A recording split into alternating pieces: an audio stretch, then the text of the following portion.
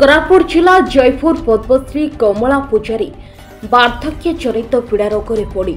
कोरापुट जिला चिकित्सालय जयपुर 8 जणिया डाक्तर दल द्वारा चिकित्सित होती 2 कोटी यकृत सामान्य अखाबी होइथिबारु डायलिसिस करने डाक्तर माने परामर्श देइथिबारु जिला चिकित्सालय यार आनुषंगिक व्यवस्था सठिक नथिबा हेतु कटक बड़ मेडिकल को स्थानांतर करने को परामर्श देइछंती। पचारि बुझिबारु से दंत पीड़ारे मध्य पीड़ित थिबा सूचना देथिले। राज्य सरकार द्वारा समस्त रोगर उपशम पाई जिला चिकित्सा मानकर व्यवस्था करथिले सुधा काहेकि उत्तम चिकित्सा सुविधा रोगी को जोगाई दिया जाय पारुनाही बोली साधारण रे प्रश्न होछि। बहुत विशेष ध्यान दीर्घ 4 वर्ष हला से हमर नजर अछंती तत्वावधान अछंती से मझे आसंती हॉस्पिटल जॉइन होछंती आ हमर मेडिकल टीम देखुचंती आ जेतले दरकार हमको स्थानांतरण करा जाय एससीबी मेडिकल कॉलेज कटक को बेटर ट्रीटमेंट पे आ तार सत्वे भी प्रति मासरे हमर डॉक्टर जायकरी तांकर स्वास्थ्य चेकअप करूचंती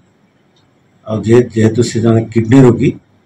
ये गोटे क्रॉनिक स्वास्थ्य जनित समस्या तांकर प्रति तार विशेष जत्न आम तरफ सब से भर आम मेडिसिन विभाग मुख्य एपटे गायनी विभाग मुख्य अन्य भेषज विभाग विशेषज्ञ माने छाती रोग विशेषज्ञ पल्मोनरी मेडिसिन आ जो मैंने एक्टिव असिस्टेंट सर्जन अच्छा दायित्व ने नियोजित कर स्पेशल स्टाफ नर्स मैंने दायित्व नहीं सत्वे आम अन्य आनुषंगिक सिक्यूरीटी सपोर्ट कि अन्य सपोर्ट दि जाऊँगी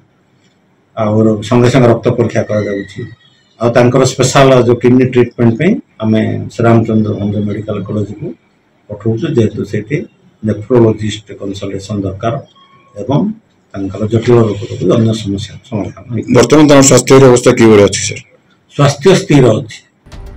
कोरापुट जिलार श्याम खिलंक रिपोर्ट एथर संभाळ लाइव।